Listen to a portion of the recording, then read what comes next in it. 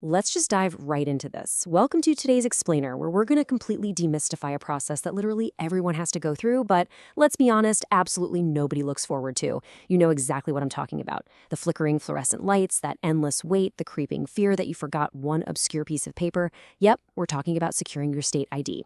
Whether you're dealing with the DMV, the DPS, the MVD, or whatever your state happens to call it, we are going to transform this potentially frustrating bureaucratic maze into a really simple, totally manageable mission.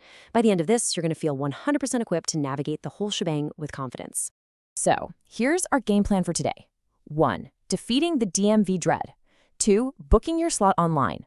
3. Gathering those essential required documents.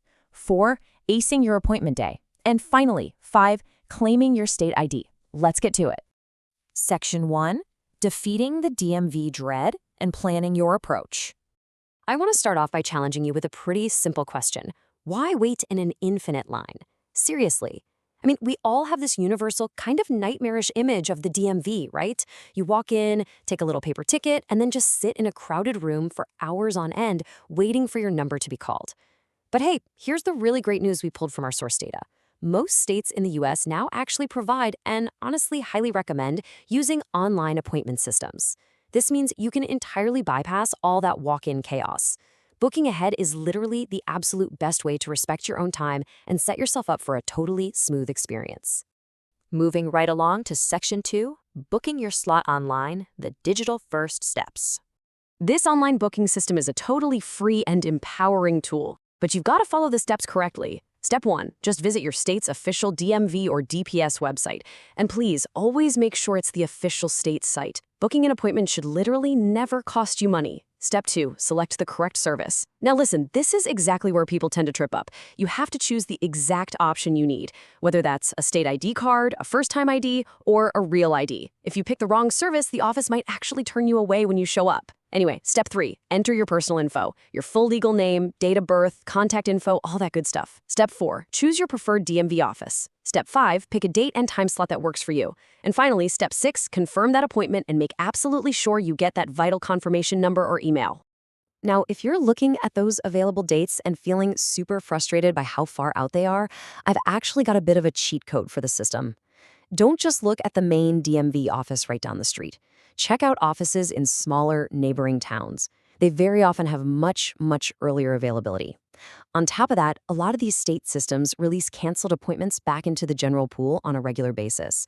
So if you don't see a time slot you like right off the bat, make it a habit to check back. You can often outsmart the system and snatch up a sudden cancellation. It's a real game changer. All right, Section 3, Gathering essential required documents. Preparation is key. You can kind of think of this step as the boss battle of the entire process.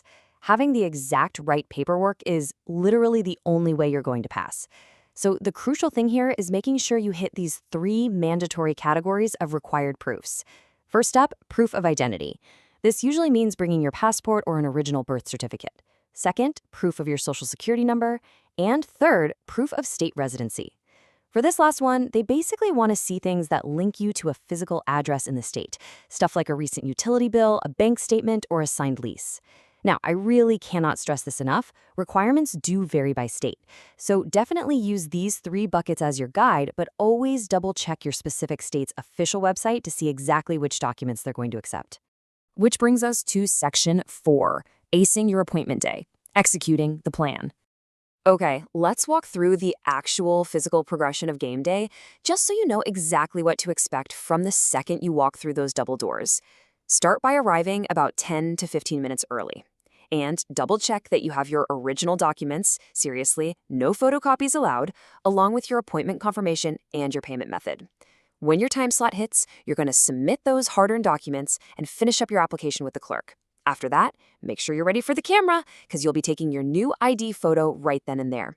And finally, you hit the checkout phase. You'll pay the required fee, and in a lot of cases, they'll hand you a temporary paper receipt to hold you over.